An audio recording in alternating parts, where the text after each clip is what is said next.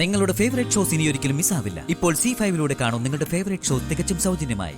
സന്ദീപിനെ ഒരിക്കലും കിട്ടില്ല എന്നൊരവസ്ഥ വരുമ്പോ ഒന്നുകിൽ അതിന് കാരണക്കാരിയായവളെ കൊന്നിട്ട്, അല്ലെങ്കിൽ ഞാൻ സ്വയം ഇല്ലാതായിക്കൊണ്ട് ഞാൻ കണക്ക് തീർത്തോന്ന് ചേച്ചിയോട് പറഞ്ഞിട്ടില്ലേ? ഇത് രണ്ടും ചെയ്യാത്തത് അതൊന്നും അല്ല അർച്ചനയ്ക്കോ ആദരയ്ക്കോ ഉള്ള ശിക്ഷയെന്ന് തോന്നിയതുകൊണ്ടാ. അവളുമാരനുഭവിക്കുന്നത് എനിക്ക് കാണണം.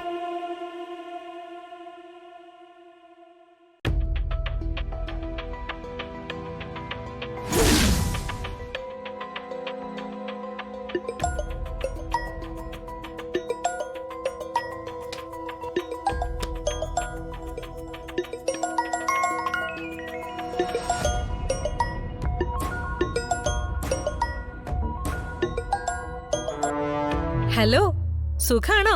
ഈശ്വരന്റെ സഹായത്തിൽ നല്ല സുഖ. എങ്കിൽ അതേ ഈശ്വരൻ നിനക്ക് ചെറിയൊരു പണി തന്നിട്ടുണ്ട്. നീ എന്നെ ഇതുപോലെ വീഡിയോ കോൾ വിളിച്ചില്ലേ, ഒരു ഡയറിയുടെ പേരും പറഞ്ഞ്? ഓർക്കുന്നുണ്ടോ? അത് മറക്കാൻ പറ്റില്ലല്ലോ.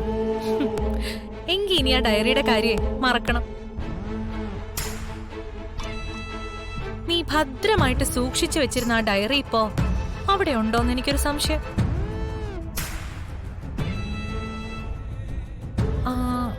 എന്റെ സംശയം ശരിയാണോന്നൊന്ന് പോയി നോക്കിക്കേ. നീ വെച്ചിരിക്കുന്നിടത്ത് ആ ഡയറി ഉണ്ടെന്ന് പോയി നോക്കാൻ.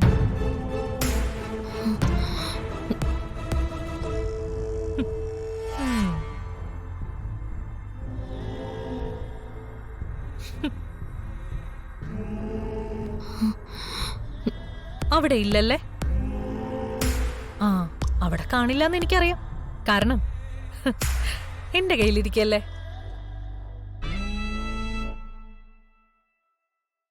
ഇനി നേരെ ഇവിടുത്തെ കാർ പോർച്ചിലേക്ക് വാ. വാ.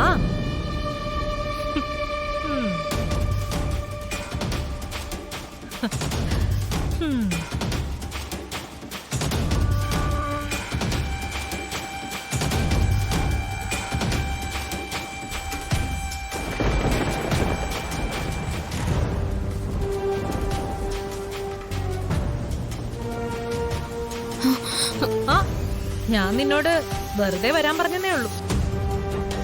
എന്നെ ആജീവനാന്തകാലം ബ്ലാക്ക്മെയിൽ ചെയ്യാൻ നീ കരുതി വെച്ച ഈ ഡയറി അവസാനമായിട്ടൊന്ന് കണ്ടോട്ടെ എന്ന് കരുതി.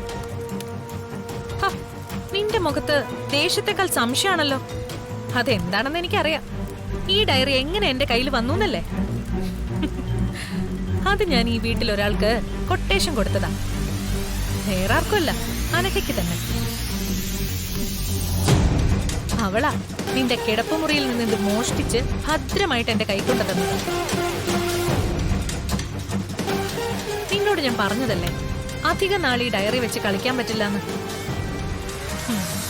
അല്ലെങ്കിലും അർച്ചനയുടെ പകരം വീട്ടലിനൊക്കെ ആയുസ് കുറവാ.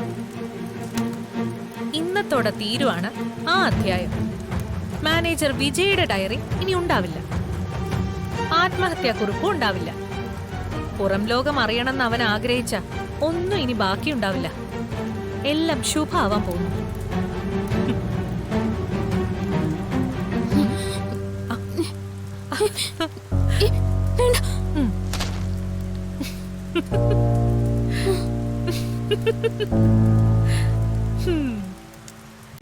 ഡൗൺലോഡ് ചെയ്യൂ C5 ആപ്പ്. കാണൂ എല്ലാ എപ്പിസോഡുകളും സൗജന്യമായി.